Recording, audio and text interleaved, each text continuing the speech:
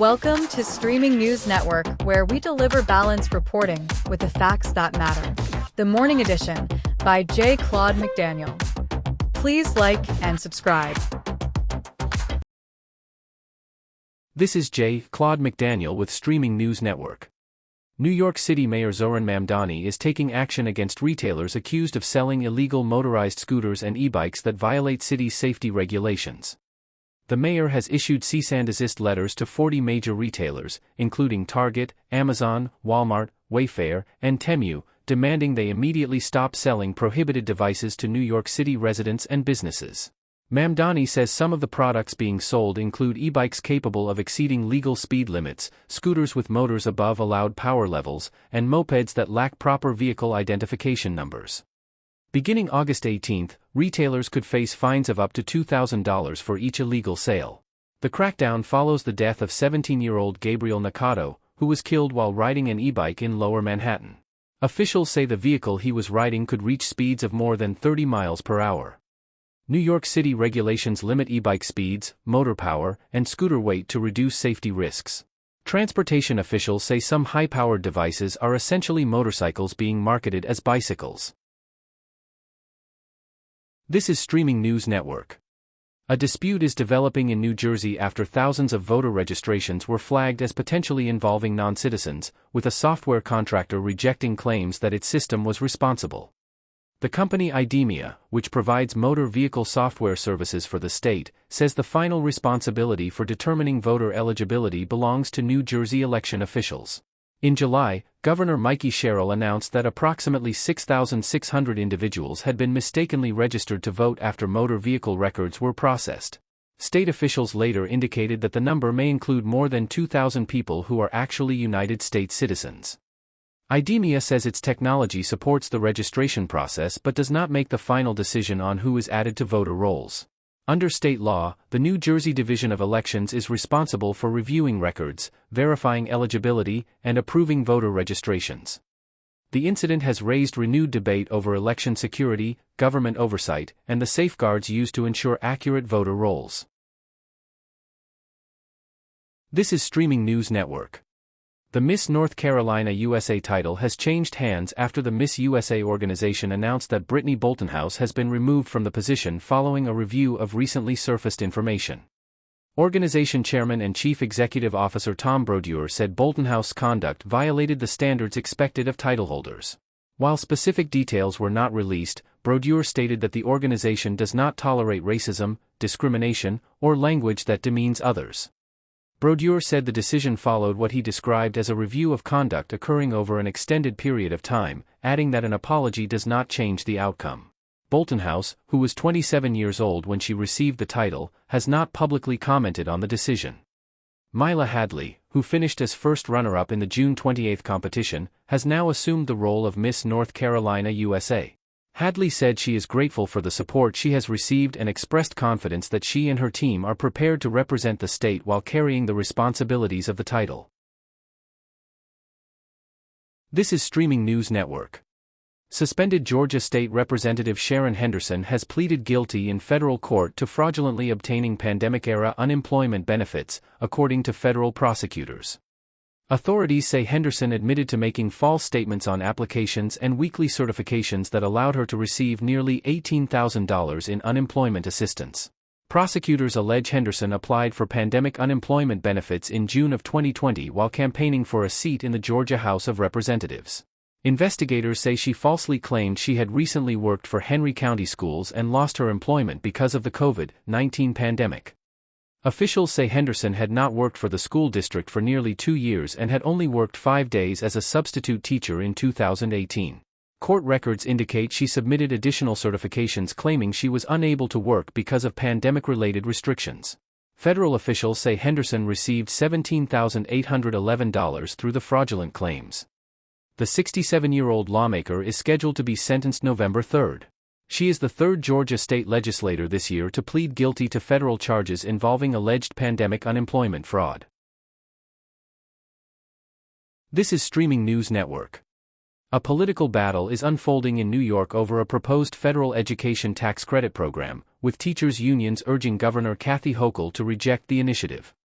The unions argue the program could harm public schools, while supporters say it would provide financial assistance for families seeking additional educational options, including tutoring, after-school programs, and private school opportunities.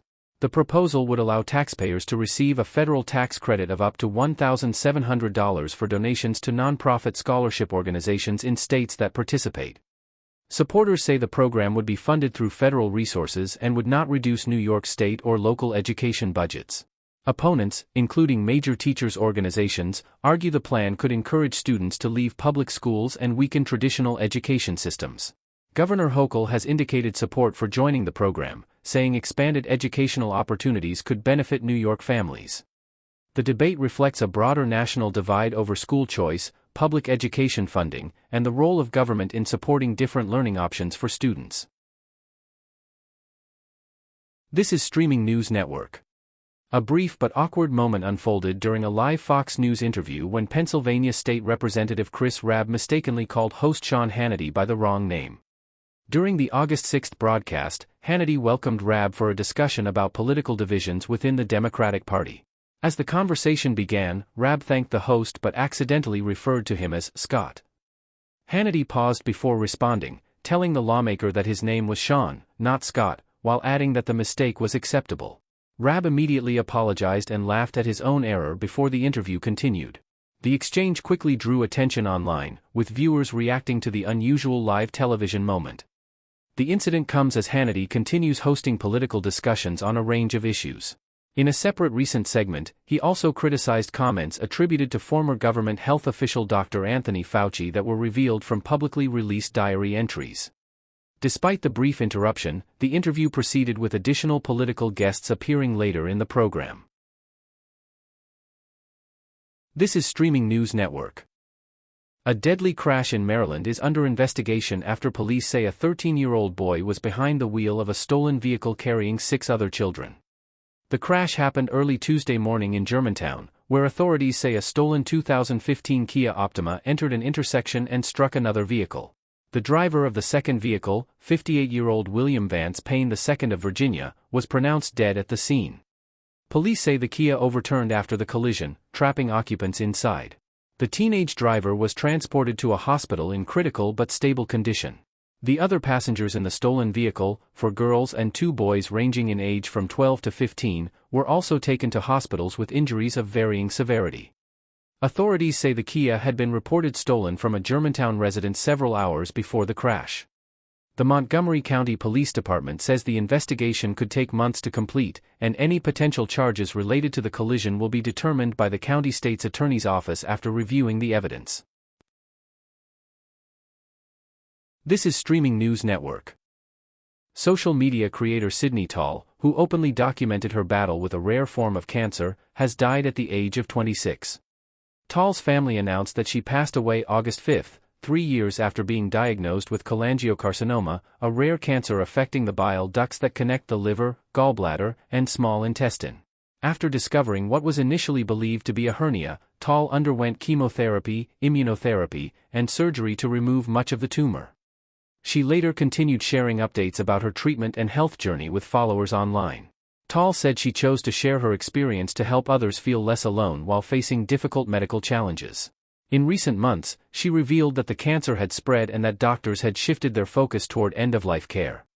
She continued seeking treatment and remained hopeful, telling followers that she believed in possibilities and miracles. Her family says Tall was surrounded by loved ones before her passing. Sidney Tall is being remembered for her courage, positivity, and willingness to share her story with others around the world. This is Streaming News Network. Hollywood actress Geena Davis is receiving attention after making a striking appearance at the Los Angeles premiere of The Wrong Girls. The 70-year-old star of Thelma and Louise arrived on the red carpet wearing a bright red mini dress, black boots, and a unique fish-shaped orange purse. Her appearance sparked praise from fans who admired her youthful look and confident style. Some online commenters speculated about possible cosmetic procedures, while others praised what they described as a natural and balanced approach to aging. Davis recently spoke about growing older, saying she feels relaxed about the process and that people remain the same inside despite changes in appearance. The actress also reflected on becoming a mother later in life. Davis welcomed her daughter in her mid-40s and later had twin sons, saying motherhood gave her a new perspective and confidence. Davis stars as Dr. Chapman in The Wrong Girls, a comedy scheduled for release August 14, alongside a cast that includes Kristen Stewart, Cate Blanchett, Seth Rogen, and other Hollywood names. I am Claude McDaniel for Streaming News Network. Thank you for watching and staying informed. Thank you for viewing Streaming News Network videos, and also short and special reports.